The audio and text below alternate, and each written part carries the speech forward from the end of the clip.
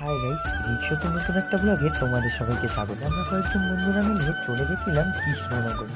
কৃষ্ণনগরে আসছিল জগদ্ধাত্রী পুজোর বাসা। বিকেলা 11টা 4-এ কৃষ্ণনগর লোকাল ধরে আমরা সবাই মিলে চলে গেছিলাম কৃষ্ণনগরে।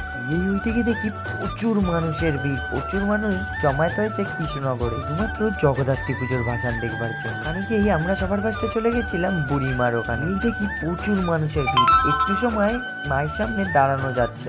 যেতে ওখানে গিয়ে দেখি মায়ের চালি বের করা হচ্ছিল। তাদের একমাত্র ভিআইপি কার্ড ছিল, তারাই একমাত্র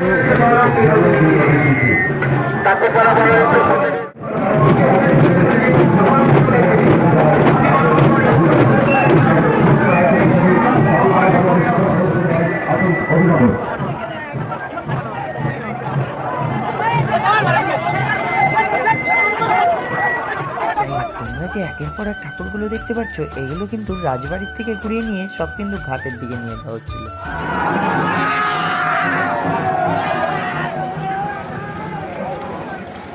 ঘুরতে ঘুরতে ওইদিকে কিন্তু আমাদের একজনের দিকে চোখ পড়ে গেল। চিনতে পেরেছো তো উনিকে?